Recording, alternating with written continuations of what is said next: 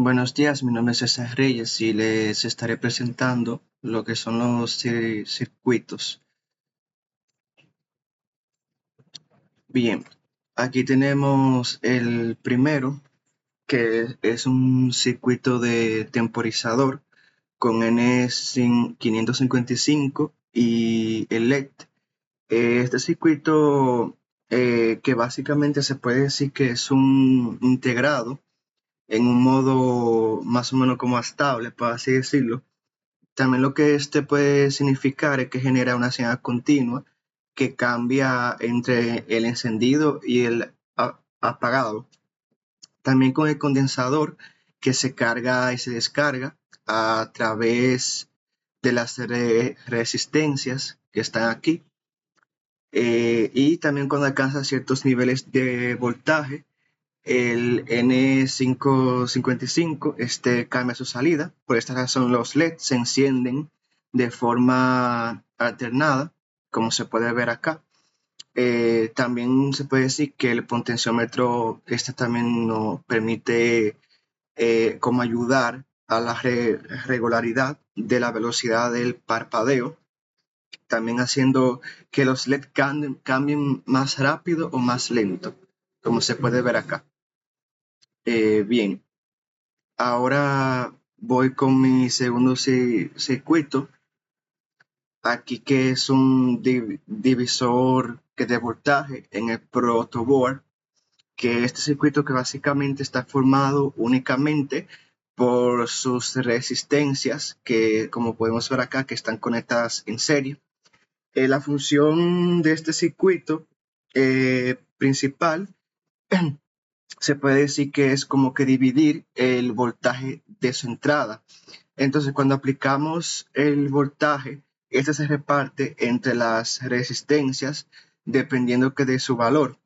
Entonces, cuando ya se mide el voltaje en distintos puntos del circuito, se obtienen los valores menores al voltaje total, demostrado pues al principio del divisor de voltaje. Se puede decir también que este tipo de circuito se usa mucho para tener voltaje específico a partir de una sola fuente. Como podemos ver, aquí está la simulación funcionando correctamente.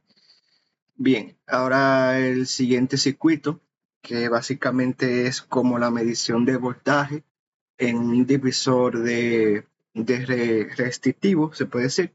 En este circuito se observa cómo el voltaje cambia cuando se miden diferentes nodos del divisor de voltaje.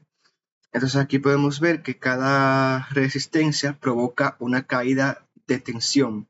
La suma de todas estas caídas es igual al voltaje total de la fuente.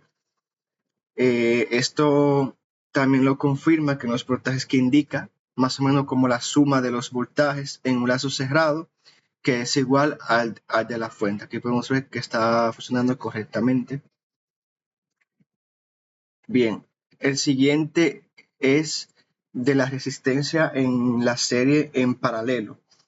Aquí que básicamente se muestra un circuito con resistencias conectadas, tanto como en serie y en paralelo. En la conexión de la serie, la corriente más o menos está como en la misma que todas las resistencias, pero el voltaje se divide. Y en la conexión en paralelo, el voltaje es el mismo que todas las ramas, pero como su nombre lo dice, la corriente se reparte. Este circuito sirve más o menos como para poder, más o menos como comparar de ambas configuraciones. Bien, aquí tenemos otro circuito que sirve para la medición de corriente y voltaje de resistencias. Este circuito que básicamente se utilizan instrumentos de medición para poder observar cómo se comporta la corriente y el voltaje. El volímetro, que básicamente se conecta en paralelo para que así, si se conecta en paralelo, nos permite medir la diferencia de potencial, mientras que el amperímetro, como podemos ver, se conecta en serie para poder medir la corriente. Esto más o menos como que nos demuestra la forma correcta de conectar los instrumentos de medición en un circuito eléctrico. Bien, aquí tenemos un circuito de una serie de bombillos. Este circuito más o menos es como un circuito en serie, donde dos bombillos están conectados uno después del otro, como podemos ver. Entonces, en este se puede decir que la corriente circula de la misma para ambos bombillos, y el voltaje se puede dividir entre ellos. Si, por ejemplo, si uno de los bombillos se quema o se desconecta, el circuito se abre y ninguno de los bombillos se enciende, como podemos observar acá. Bien, y por último, pero no menos importante, aquí tenemos el circuito en paralelo con bombillos. Este básicamente, como su nombre lo dice, es un circuito en paralelo eh, que tiene su propio bombillo camino hacia la corriente, como podemos observar.